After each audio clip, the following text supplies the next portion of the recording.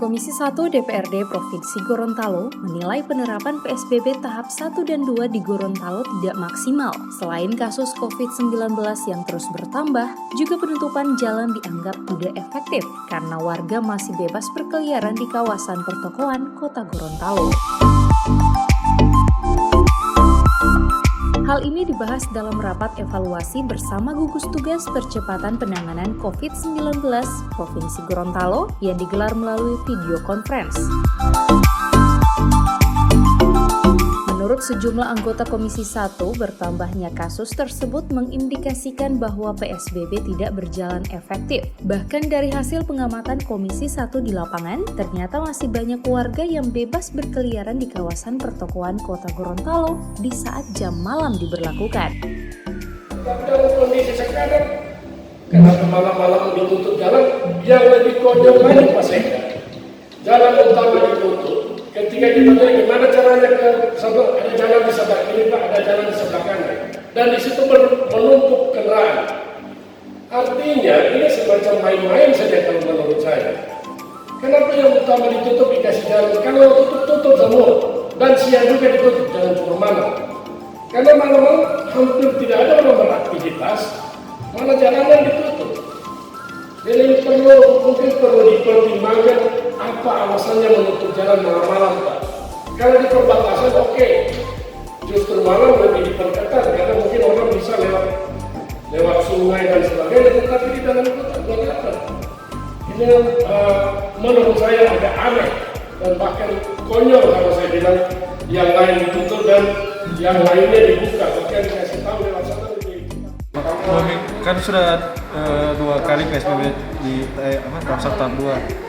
Bapak dari Komisi 1 di lapangan melihat memang keadaan di lapangan masih seperti itu. PSBB tidak jalan kita cara gini, PSBB ini kan adalah upaya untuk mengekang ya agar kemudian tidak terjadi penularan atau penambahan pasien. Tapi buktinya kan tetap ada penambahan. Di Komisi 1 sendiri di lapangan. Di lapangan kami melihat ya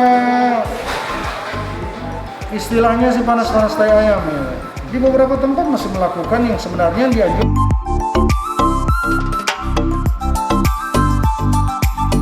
Agar pelaksanaan PSBB lebih maksimal, Komisi 1 mengeluarkan beberapa poin kebijakan yang disampaikan langsung oleh Ketua Komisi 1, Awi Talib.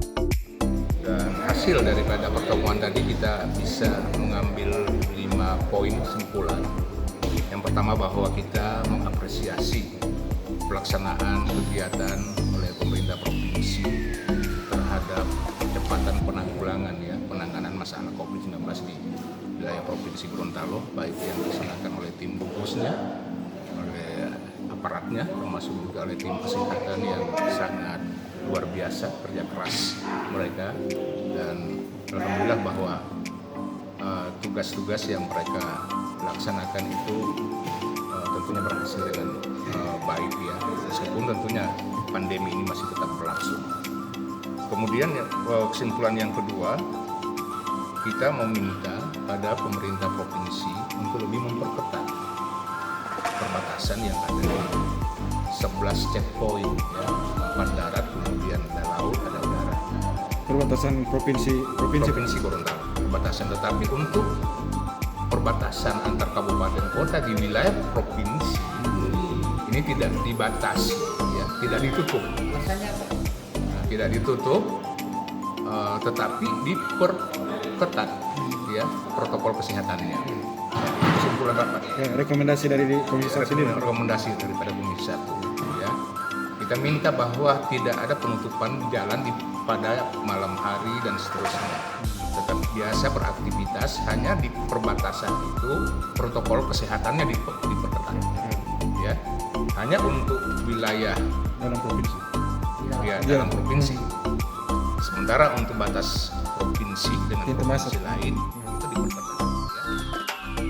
Komisi 1 berharap agar pemerintah Provinsi Gorontalo lebih fokus lagi pada PSBB, terutama bagi pendatang dari luar daerah yang dinilai masih ada yang lolos di perbatasan daerah wilayah Provinsi Gorontalo dan Sulut dan Sulawesi Tengah.